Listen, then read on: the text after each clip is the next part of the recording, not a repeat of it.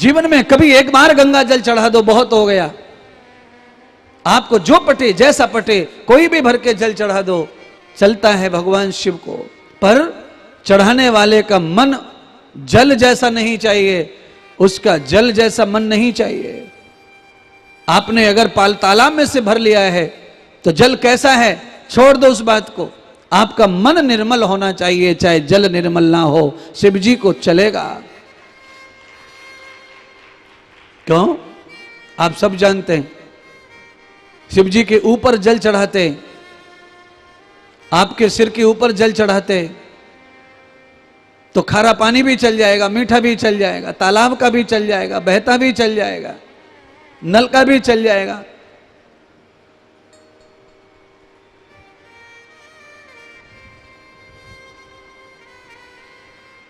आपके भाव की प्रधानता है, आपके नित्य जीवन की प्रधानता है कि आपकी दिनचर्या, आपका जीवन चरित्र कैसा है। आप भगवान को जल चढ़ाने के लिए जा रहे हैं तो आप क्या सोच रहे हैं।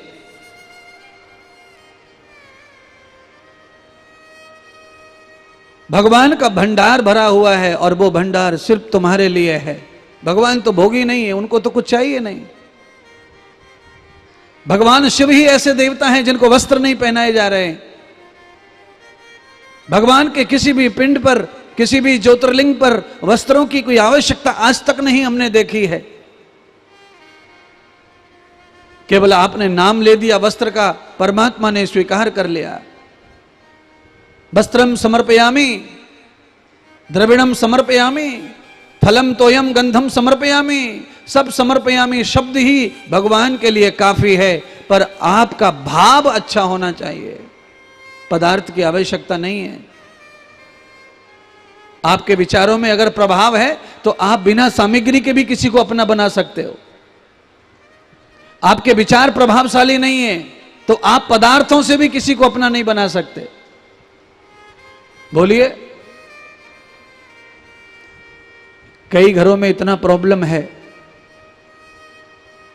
कि आपने शादी की, उस समय 15 जोड़ी साड़ी चढ़ाई बहू के लिए, सोना चढ़ाया, पैर का चढ़ाया, नाखून का चढ़ाया, आपने अंग अंग के लिए अलग अलग सामग्री, आभूषण सब चढ़ाए, पर इतना पाने के बाद भी बहू आपसे प्रभावित नहीं है, आपकी नहीं बन पा रही है, आपके साथ तालमेल उसका नहीं हो पा रहा है। आपने कोई कमी नहीं छोड़ी, उसका बेडरूम सजा दिया, नया सोफा ला दिया, नया बिस्तर ला दिया, सब कुछ बहू के लिए तैयार किया गया है। बेटा आपका हमेशा आपके साथ ही था पहले से, उसके लिए जो घर में है वही था, पर शादी होने वाली इसलिए घर सजाया, घर सजाया, कमरा सजाया, बिस्तर सजाए, सब कुछ अच्छा अच्छा ला के भी बहू आपकी आपसे प्रसन्न नहीं हो पा रही है। कारण सीधा है, किसी को वस्तु पदार्थ प्रिय है और किसी को व्यवहार प्रिय है। कोई महिला यह सोचती है कि मुझे भूखी रखो, फटे टूटे में रखो, झोपड़ी में रखो, पर अच्छा बोलो, अच्छा बोलो, अच्छा कहो, अच्छा सुनो। कई महिलाएं ऐसा सोचती हैं, कई पुरुष ऐसा सोचते हैं कि हमें अच्छा खाने को दो, अच्छा रहने को दो, बोलो चाहे मत बोलो, दूर जाओ, पर हमारे रहन सहन को अप टू डेट करो। हमारे रहन सहन में, खान पान में किसी प्रकार की कोई कमी नहीं आनी चाहिए। तुमको जहां रहना है वहां रहो। कुछ पुरुष ऐसे ही, कुछ महिलाएं ऐसी है, कुछ महिलाएं कुछ पुरुष ऐसे हैं कि हमें नहीं चाहिए 3 तिगड़ा, हमें नहीं चाहिए 3 मंजिला, हमें नहीं चाहिए गाड़ी, आप हमारे पास रहिए, हम हैं, आप रहो, बस हमें तो आपसे खुशी मिलती है, हमें घर से गाड़ी से नहीं मिलती है। तो किसी को पदार्थ में खुशी है, किसी को संसार में, किसी को व्यवहार में। तो परमात्मा को व्यवहार में खुशी है, पदार्थ में खुशी नहीं है आपके लिए।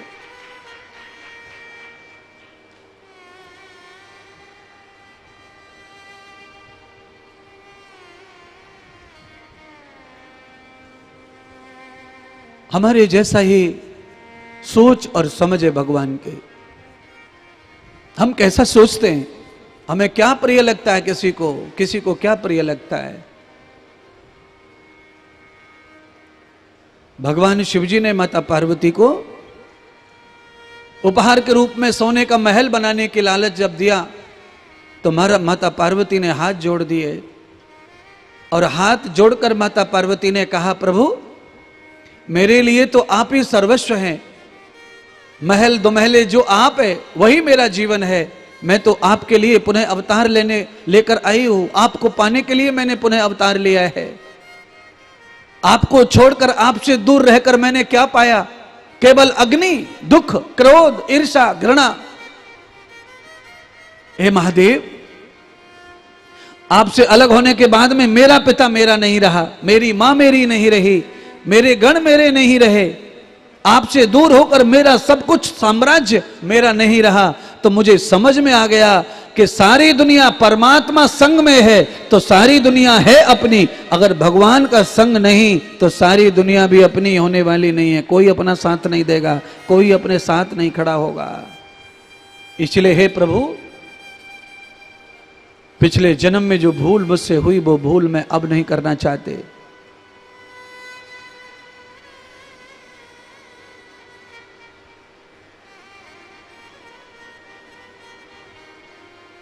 मैंने आपकी आज्ञा तोड़ी थी पिछले अवतार में।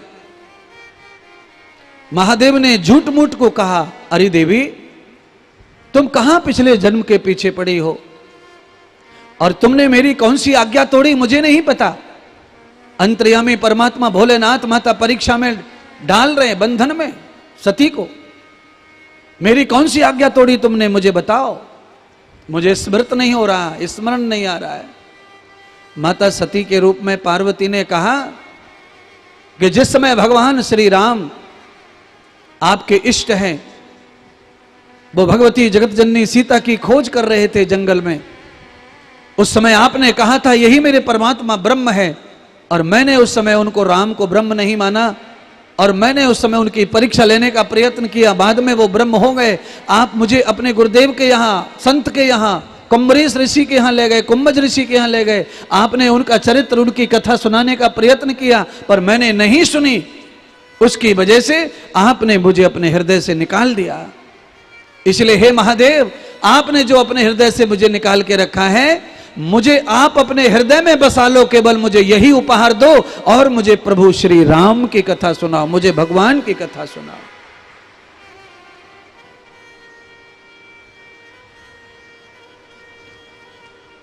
60-70%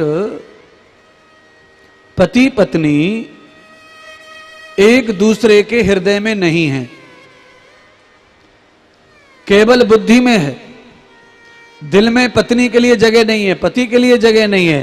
केवल बुद्धि से घर चल रहा है, साथ में घूम रहे हैं, साथ में खा रहे हैं, साथ में रह रहे हैं, पर दिल में एक दूसरे के लिए कोई स्थान नहीं है और साथ में ही रहते।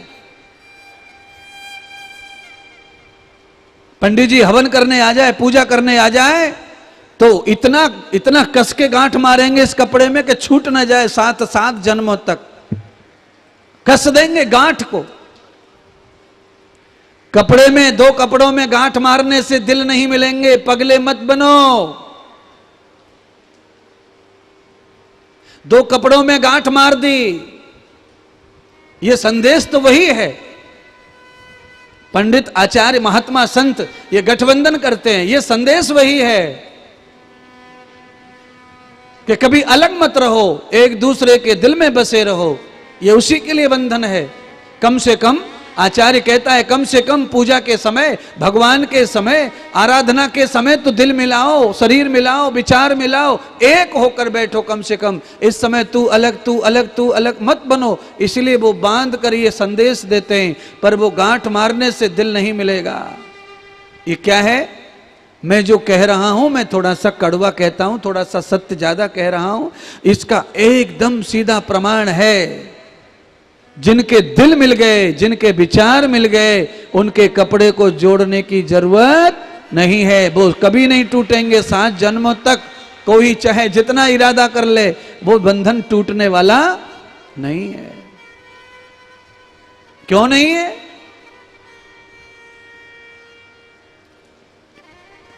क्योंकि वो बंधन ही प्रेम का है, और प्रेम का बंधन है तो वो टूटेगा कैसे? आधे से ज्यादा कपल, आधे से ज्यादा ग्रस्त बिना मन के जी रहे हैं, बिना हृदय के जी रहे हैं। केवल बुद्धि का यूज करते रहते हैं संसार चलाने के लिए। करना चाहिए, बुद्धि उसी लिए दी है। पर भगवान शिव और पार्वती का संवाद चल रहा है, तो यह संवाद गृहस्थियों को सुनना है। आज विशेषकर जिनका दाम्पत्य शुरू है, जिनका दाम्पत्य शुरू होने वाला है, जिनका विवाह बाकी है, जिनका विवाह हो चुका है, वह भी सुनो। बीत गई सो जाने दे, अब शेष बची क्यों खोता। आपके जीवन में यह चांस नहीं है, आपके जीवन में यह माहौल घर में नहीं है, तो उस माहौल को दोबारा बनाने के लिए हम कथा सुना रहे हैं, प्रवचन सुना रहे हैं।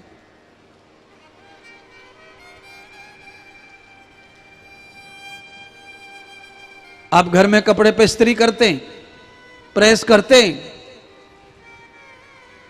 तो आप क्या करते हैं? प्रेस करते करते, इस्त्री करते करते आप इस्त्री को जब तक घुमाते रहते हैं जब तक कपड़े में सरवट दिखाई देती है, और जैसे ही सरवट मिटी आपका इस्त्री उठा के बगल में रख देते हैं। आप कपड़े को आप खींचेंगे, तानेंगे, गीला कपड़ा घुमाएंगे, पर आपको वो झुर्रियां मिटानी है, वो सरवटें मिटानी है, कपड़े को पुनः दिखने के लिए अच्छा लगे, पहनने के लायक हो जाए, यह करने की योजना है। मैं इंद्रदेव तुम्हारा महात्मा, तुम्हारा गुरु, यही बताना चाहता हूं कि आपका जीवन पुनः जीने के लायक हो जाए, आपका जीवन दिखाने के लायक हो जाए, आपका चल चरित्र समाज के लायक हो जाए। तो मेरे वचनों का जो स्त्री है, विचारों की स्त्री है, वो घूम रही है, कपड़े को तकलीफ होती है गर्म स्त्री से, पर कपड़ा अच्छा लगता है इसलिए वो सहन करता है। आप अगर सहन कर लेंगे तो कल का दिन आपका भी अच्छा होगा, सौंदर्य आपका भी बढ़ेगा, विचारों का, तन का, मन का, व्यवहार का एक नयापन जीवन में आता है। जैसी तालियां बज रही हैं प्रवचन में, आज की कथा में, ऐसे कल तुम्हारे लिए तालियां बजनी चाहिए कि भाई सुधर गो। तो सुधरने का प्रयत्न होना, प्रवचन का मतलब ही यही है। इसीलिए किसी किसी विषय को मैं बहुत ज्यादा डिटेल से बता रहा हूं, और जो मुझे अनुकूल लग रहा है आपके लाइफ के लिए वो मैं खोल के बताता हूं, और जो मुझे लगता है कि यहां आवश्यक नहीं है तो मैं शॉर्ट में बता देता हूं। जहां से जीवन की शुरुआत है, एक पुत्र आएगा, एक पुत्री आएगी, सृष्टि का निर्माण आपके शरीर से होगा, आपकी बॉडी जनरेट करेगी डीएनए, आपकी औलाद के रूप में, पुत्री के रूप में, बालक के रूप में। हो सकता है कि आपके बॉडी से जनरेट होने वाला शिव ही हो, सुखदेव के रूप में आ जाए। आपके शरीर से पैदा होने वाला कोई पता नहीं है हमको, व्यास हो, आपके शरीर से पैदा होने वाला सुखदेव हो, आपके शरीर से पैदा होने वाला कोई कृष्ण हो, राम हो, नहीं कह सकते।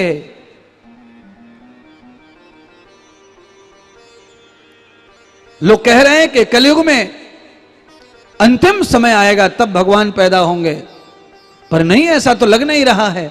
इस कलयुग में आज से 300 साल पहले महान से महान भगवान पैदा होके चले गए, अपनी कथा कह के चले गए, गा के चले गए।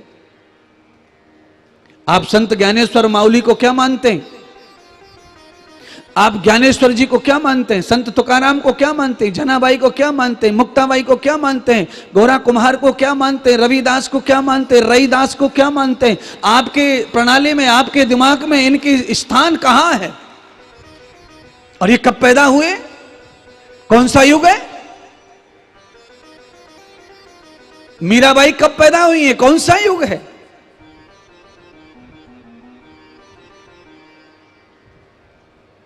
कौन सा युग चल रहा है? कोई फर्क नहीं पड़ता, क्योंकि महापुरुष कहीं गए नहीं हैं, वो यहीं चक्कर लगा रहे हैं, तुम्हारे इर्द गिर्द घूम रहे हैं, तुम्हारे ही पास। वो केवल जगह ढूंढ रहे हैं कि कहां आसन लगाएं, कहां बैठे 9 महीने, कहां बैठे, किधर जाएं, किधर जाएं। पर जिधर वो जाना चाहते हैं उधर ही कूड़ा मिलता है, उधर ही करकट मिलता है, उधर ही ढेर मिलता है गंदगी का। इसीलिए फिर लौट जाते हैं, फिर लौट जाते हैं, और वही कचड़ा पैदा होता है, वही कचड़ा पैदा होता है। अब उसे चाहे तुम कंधे पर लटका के घूमो, उसे चाहे तुम जहां लटका के घूमो, चाहे उसका नाम जो भी रखवाओ, कोई फर्क नहीं पड़ता है। अच्छा नाम रख देने से वो अच्छा बन जाएगा, ये कोई टाइटल नहीं है। टाइटल तो डीएनए से सिद्ध होता है कि ये डीएनए कैसा है। आपने जो जनरेट किया है वो क्या है, उपासना का के वासना का? अगर उपासना का है तो फिर मीरा पैदा होगी, और वासना का है तो धुंधकारी पैदा होगा। मैं केवल बच्चे पैदा करवाने की योजना नहीं बना रहा हूं आपके साथ मिलकर, मैं केवल ये बता रहा हूं कि गृहस्थ आश्रम में प्रवेश होना है तो आवश्यक जीवन क्या है, जरूरी क्या है, जिससे कि हम लंबे समय तक दृढ़ निश्चय करके अच्छा डीएनए दे सकें, अच्छी औलाद दे सके दुनिया को, और अपने जीवन को भी सम्मान के साथ अच्छा प्रस्तुत कर सकें। तो गृहस्थ में क्या चाहिए? शादी हो गई या नहीं हो गई, पहाड़ों पे उल्टे सीधे लेट लेट के फोटो करवा के गृहस्थ शुरू करेंगे, और फिर औलाद से आशा करेंगे कि ये हमारी सेवा करे, ये हमारी रक्षा करे, ये हमारे गुण धर्म को, स्वभाव को, हमारे परंपरा को, हमारे पूजा पाठ को आगे ले जाए। वो संभव नहीं है, वो कभी नहीं होगा। क्यों? आप जो सीरियल बना रहे हो, आप जो एक्टिंग कर रहे हो, आप जिस तरह का माहौल खड़ा कर रहे हो गृहस्थ के लिए, वो आपके डीएनए को बिगाड़ेगा। शादी से पहले कन्याएं पहले व्रत करती थी, व्रत। अरे एक आध तो हमारे साथ बोल दो कि हाँ गुरुजी का, ना गुरुजी कुछ तो बोलो। अच्छा बोलो, सब लोग बोलो। अब इधर बोलो, ये कन्या नहीं बैठे, इधर कन्नू बैठे हैं। पहले शादी के लिए कन्या व्रत करती थी कि भाई ना करती थी? टोपी वालों, हाँ महाराज करती थी। काय के लिए करती थी व्रत? क्या उनके लिए दूल्हा नहीं थे दुनिया में? शादी होने में प्रॉब्लम था? नहीं। अब आज प्रॉब्लम है। आज 28 साल, 29 साल, 30 साल, 26 साल शादी नहीं हो रही लड़कियों की। और पहले तो 12 साल, 13 साल, 14 साल में ही शादी हो जाती थी। तो पहले तो कोई था नहीं ऐसा, छोटी उम्र में ही शादी हो जाती, दूल्हा ही दूल्हा दुनिया भर का। पर व्रत करने के पीछे कारण है, हमारी परंपरा में ही है ये, हमारे सिद्धांत, हमारे शास्त्रों में ये लिखा है कि जब आप किसी भी आश्रम में प्रवेश करते हैं तो पहले आपको उपासना का भेद जानना होगा, पहले आपको परमात्मा के कार्यों को जानना होगा। चाहे आप वानप्रस्थ में जाओ, सन्यास में जाओ, चाहे गृहस्थ में जाओ, चाहे ब्रह्मचर्य में जाओ, हर जगह आप दीक्षा लेते हैं, शिक्षा लेते हैं, तो उसका पहला पड़ाव है उपासना, भजन, त्याग, तपस्या, और फिर आप चारों आश्रम में प्रवेश हो जाओ। आप सन्यास दीक्षा लेंगे, आपको व्रत करवाया जाता है, गायत्री मंत्र का जाप करवाया जाता है, आपको देखा जाता है कि आप करेंगे कि नहीं करेंगे, आप हैं कि नहीं हैं लायक, पात्रता है कि नहीं है। आप गृहस्थ में जाते हैं, विवाह होता है तो आपको व्रत कराए जाते हैं, मंत्र दिए जाते हैं, जनेऊ पहनाए जाते हैं। यानी कि हमारे हिंदू धर्म में शादी के समय दूल्हा दुल्हन को धार्मिक बनाया जाता है, चाहे वो पंडित जी ही करता हो, पर कर तो रहा है। तिलक लगाता है, जनेऊ पहनाता है, हाथ में मोली बांधता है, कम से कम धार्मिक दिखे। 3 घंटे, 2 घंटे, 1.5 घंटे, उसके बाद में तुम्हें फेंकना है फेंक दो, उतारना है उतार दो, पर ध्यान कर लो आज में और पहले में फर्क है। पंडित जी ने कंगन पहना दिया लगन के दिन, 5 दिन पहले, उस कंगन को भी उतारना है तो पूरा गांव का समाज इकट्ठा होगा और तब सबके सामने कंगन उतरेगा, अपने आप उतार कर उसे कोई फेंक नहीं सकता। ऐसी परंपरा है तुम्हारे गृहस्थ में जाने की। इसीलिए उपासना के साथ में गृहस्थ में जो प्रवेश करते हैं उनके घर में आदि गणेश पैदा होते हैं, सबकी रक्षा करने वाला बालक पैदा होता है। पार्वती जी ने अच्छी बात कही,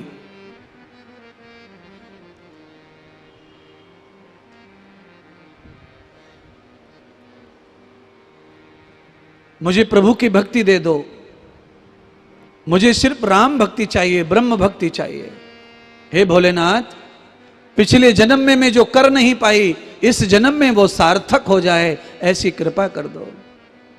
भगवान शिव माता सती पार्वती के गुरु के रूप में प्रकट हो गए, शंकर गुरु बन गए। अच्छा, आधे हिंदू इतने पागल हैं, कई जगह मैं ऐसा सुनते आ रहा हूं। पीछे मैं बिहार में कथा करने गया था, तो वहां पर एक महिला ने प्रश्न पूछा। अभी जलगांव के आश्रम पर भी एक महिला ने पिछली बार कथा हुई थी तब प्रश्न पूछा था कि मैं दीक्षा लेना चाहती हूं, मैं बड़ी परेशान हूं दीक्षा के लिए, पर मेरे सास ससुर दीक्षा लेने के लिए ना बोलते और मेरा पति भी ना बोलता है। तो हमने कहा क्यों? तो उनका कहना ऐसा है कि जब तक पति जिंदा है तब तक गुरु बनाने की कोई जरूरत नहीं है, पति गुरु महाराज होता है। तो शंकर भगवान माता पार्वती के गुरु बन गए हैं, और कुर्सी पे बैठे हुए गुरु हो, तुम में अगर ताकत हो तो तुम भी गुरु बन के दिखाओ पत्नियों के। हाँ भाई, शंकर भगवान है। मुड़ मुड़ के इधर उधर को देख रहे हो, मैं कहा तुमसे थोड़ी कह रहा है, ये शंकर भगवान गुरु बन गए कह रहा। तुम चाहो तो तुम भी गुरु बनो। कैसे बने गुरु जी महाराज बताओ, हम भी गुरु बने। परस्पर देवो भवः, पत्नी भी गुरु है और पति भी गुरु हैं। समय आने पर, परिस्थिति बदलने पर दोनों ही एक दूसरे के गुरु और शिष्य बन सकते हैं। पर कई पति तो ऐसे हैं कि मर जाएंगे पर पत्नी को बड़ा नहीं मानेंगे। है एकदम मरे मराए का सुन के आ जाएंगे, बात मानेंगे पर पत्नी की बात नहीं मानेंगे। रोज मत मानो, पर कभी कभी पत्नी की बात मानने से भी घर का भला हो सकता है, तो माननी चाहिए। पति को कभी कभी ज्यादा सम्मान देने से अच्छा घर में खुशी आ सकती है, तो कभी कभी ज्यादा सम्मान दे देना चाहिए। हाँ, लिमिट का जो सम्मान है वो तो रोज है ही, पर कभी कभी अत्यधिक सम्मान भी पति को मिलना चाहिए, पत्नी को मिलना चाहिए। पत्नी का कोई दिन आए उपासना का, ध्यान का, भजन का, आपकी पत्नी व्रत कर रही है, उपवास कर रही है और आपको ये लग रहा है कि सचमुच में कर रही है, तो उस दिन आप अपनी पत्नी को दर्जा दीजिए, उच्च कोटि का स्थान दीजिए। आप उसके लिए उच्च उच्च काम कीजिए, उसके मनोरथों को प्रसन्न करने के लिए आप अच्छा बोलिए, अच्छा देखिए, अच्छा सोचिए, अच्छा कहिए। क्या कहें गुरुजी, पढ़ा दो, हमको बताओ कि हम कैसे खुश कर दें उसको, क्या कहें? है पति तुम हो और ज्ञान मुझसे। शास्त्र में लिखा है, शिव कथा में लिखा है, इसलिए मुझसे ही लेना पड़ेगा, क्योंकि तुम्हारे परिवार में स्वाध्याय करने की परंपरा नहीं है। हमारे सनातन में स्वाध्याय की परंपरा है। गृहस्थ में प्रवेश करने वाले प्रत्येक नर नारी को धार्मिक ग्रंथों का रोज अध्ययन करना चाहिए, जिसकी वजह से घर में आया हुआ संकट अपने आप ही टलता जाए और उसका फार्मूला ग्रंथों में होता है, वो अपने आप ही ग्रंथ में प्राप्त हो जाए। आप कहेंगे ऐसे कैसे? तो आपने अभी अभी एक नई फिल्म आई थी, उस फिल्म को देखा होगा, आमिर खान की फिल्म थी, ओ माई गॉड। उस फिल्म में फिर कृष्ण बन के अक्षय कुमार आया है, कृष्ण बन के भगवान के ऊपर केस कर दिया। अब भगवान के साथ कोर्ट कचहरी लड़े, कोई वकील केस ले वही ना, भगवान का केस कैसे लेंगे? आखिरकार में केस लिया गया, लड़ा गया। अब केस में लड़ने के लिए भगवान से कैसे सबूत क्या करे, समस्या खड़ी हो गई। और कैसे जीता जाए पाखंडियों से?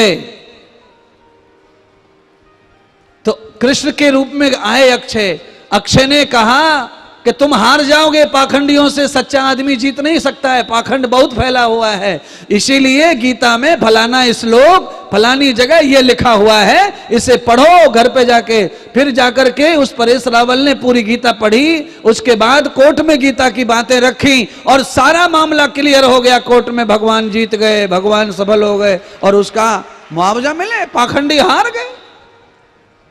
इसीलिए मैं कह रहा हूं आपको, कि घर में गीता पढ़ो, रामायण पढ़ो, पुराण पढ़ो, उससे क्या होगा? उससे ये होगा कि जब समय पर निर्णय करने में बुद्धि कम पड़ेगी तो ये शास्त्र निर्णय करने की बुद्धि तत्काल प्रदान करता है। मैं चाहे जितना जोर लगा के कथा सुनाऊं, पर मैं तो 7 ही दिन सुनाऊंगा। क्या सुना, क्या नहीं सुना, क्या रहा, क्या गया? अभी तक मैंने जितना सुनाया है, मैं अभी एक ऐसा भजन गाऊंगा चटपटा, तुम सब खड़े हो जाएंगे और मेरी 1.5 घंटे की कथा पानी में चली जाएगी। जैसे तुम नाचने को खड़े होते, मेरा सारा ज्ञान छू हो जाता है।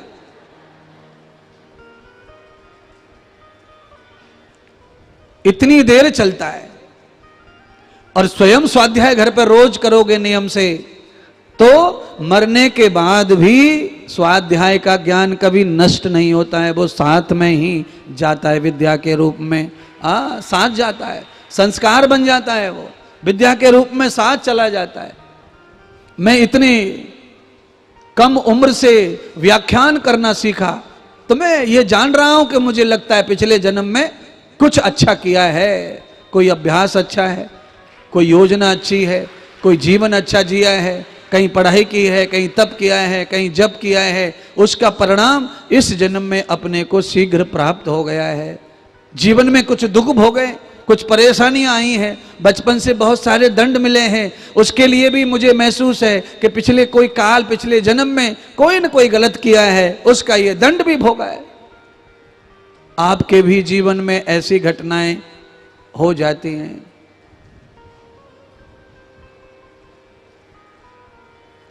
विद्या कभी नष्ट नहीं होती है, विद्या हमेशा जीवंत रहती है। देह मृत हो जाए, शरीर त्याग दे आत्मा, तो आत्मा के साथ ही विद्या चली जाती है, क्योंकि शास्त्र वही कहता है, विद्या तपोभ्याम भूत आत्मा। आपका तप और विद्या ये दोनों आत्मा के साथ ही हैं, आत्मा के साथ ही रहते हैं, उनका कभी नाश नहीं होता है। आप कितने भी जन्म लोगे, विद्या काम करेगी और नष्ट नहीं होगी, फिर भी वहीं रहेगी। काम करेगी, नष्ट नहीं होगी, वहीं रहेगी। काम करेगी, नष्ट नहीं होगी, वहीं रहेगी। क्यों?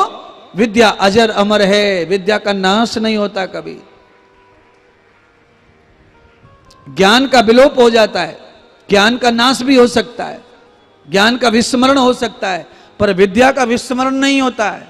आप जिसे बुद्धि से ग्रहण करते हैं वो ज्ञान है, उसका विस्मरण हो सकता है। और जिसे आप स्व अध्याय करते हैं, स्व अध्याय अपने जीवन में उतारते हैं, वो ज्ञान कभी भी नष्ट होता, कभी नष्ट नहीं होता है।